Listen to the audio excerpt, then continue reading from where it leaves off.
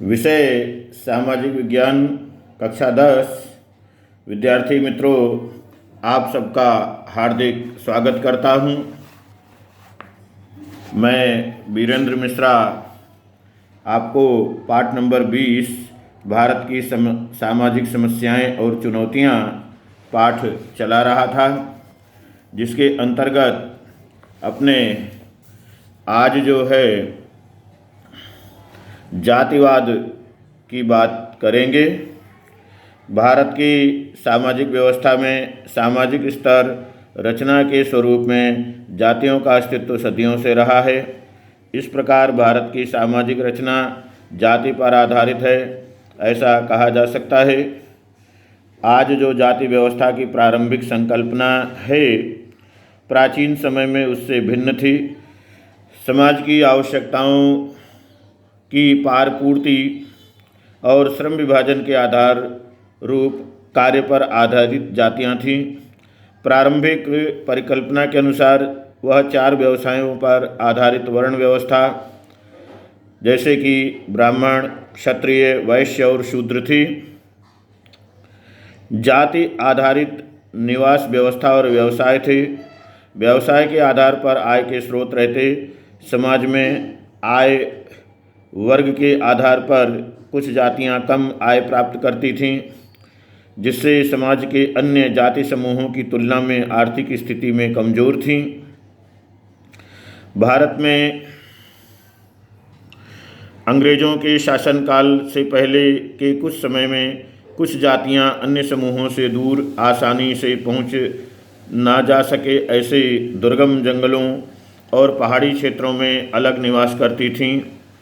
इन जातियों का सामाजिक जीवन और सांस्कृतिक जीवन अन्य प्रजा समूह से अलग था। उनकी अपनी महत्वपूर्ण संस्कृति, बोली थी।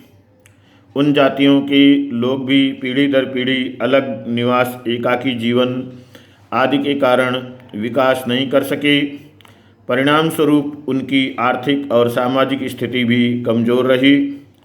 अल्पसंख्यकों, कमज़ोर वर्गों और पिछड़े वर्गों के हितों के रक्षण के लिए कुछ ये संवैधानिक प्रावधान उनके हितों की रक्षा, सामाजिक असमानता का निवारण तथा अनेक कल्याण और विकास को सुनिश्चित करते हैं। विद्यार्थी मित्रों, अगला पॉइंट है, भारत का संविधान भारत के सभी नागरिकों को समान रूप से सामाजिक, आर्थिक और राजनीतिक न्याय प्रदान करता है।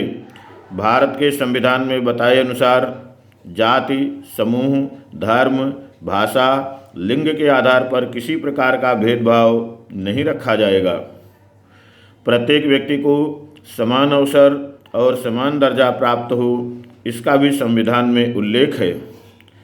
अगला पॉइंट, इसके उपरांत राज्यों को ऐसा भी अधिकार दिया गया है कि उसे कल्याणकारी राज्य का दायित्व निभाने तथा कमजोर और पिछड़े वर्गों की रक्षा करने हेतु कुछ मूलभूत अधिकारों पर भी संविधान में रहकर योग्य प्रतिबंध लगा सकता है।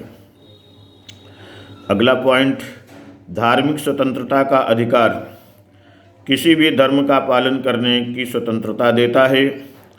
अगला पॉइंट, लघुमतियों, कमजोर वर्गों और पिछड़े वर्गों को संवैधानिक अधिकार दिए जाने का मुख्य उद्देश्य यह है कि उन्हें राष्ट्र में समान अवसर, न्याय और स्थान देना। अगला पॉइंट, राष्ट्रीय पंचवर्षीय योजना में भी इन सभी वर्गों के लिए विशेष ध्यान रखा गया है। विद्यार्थी मित्रों, नमस्कार।